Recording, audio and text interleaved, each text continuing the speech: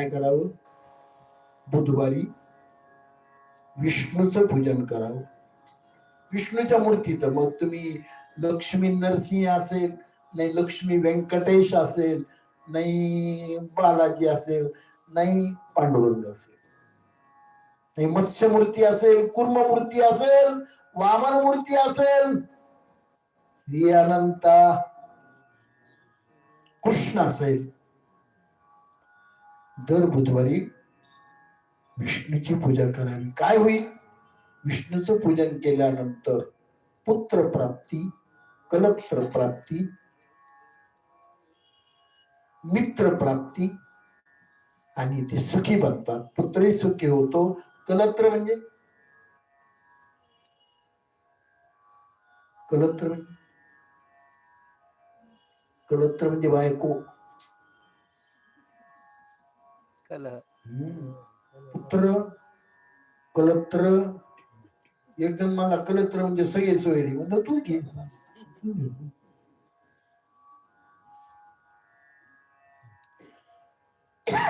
सोमवारी आपलं बुधवारी जर भगवान विष्णूचं म्हणून शाळीग्रामाची पूजा बुधवारी करतात.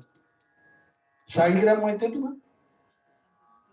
बहुतेक प्रत्येकाच्या देवघरामध्ये शाळीग्राम असतो. गंडकी नदीमध्ये तयार होतात. काही काही शाळीग्राम असे आहेत. आमच्याकडे शर्मा महाराज होते माझं शिरूचे, 1200 शाळीग्राम होते त्यांच्याकडे. तर एक शाळीग्राम असा होता, जिवंतच होता तो. त्याला जर मंजूळ वाहिली तोडून हिरवीगार, तो खात होता. एवढा अधिकारी शाळीग्राम असतो.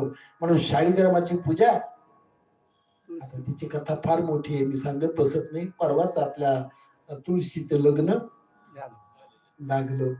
वृंदा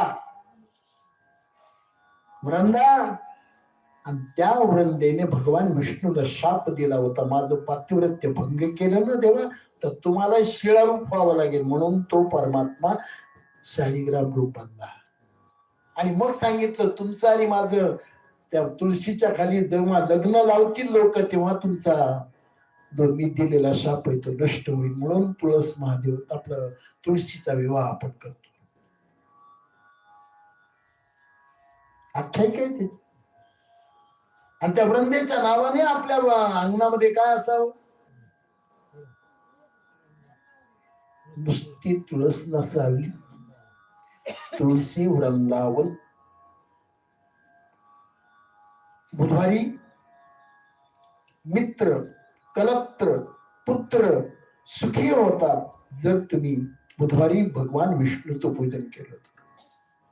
गुरुवार आयुष्यवर्धक आहे. या दिवशी गायीची, ब्राह्मणाची आणि गुरुची पूजा करावी. आज गुरुवार आहे, आज गायीची पूजा करावी. म्हणजे याचा अर्थ रोज करून अशातला भाग नाही.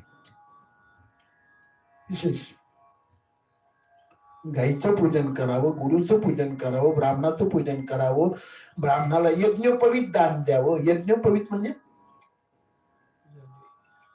जानवं दान द्यावं, वस्त्र दान द्यावं,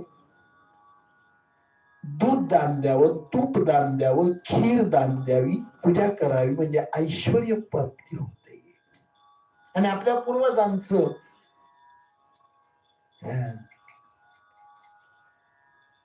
म्हणून म्हणतात, त्यांची सरली हेरधार,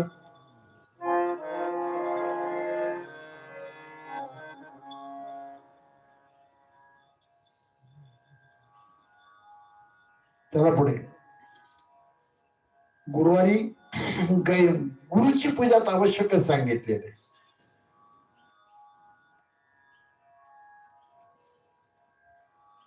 श्री गुरु सारिका असता पाठी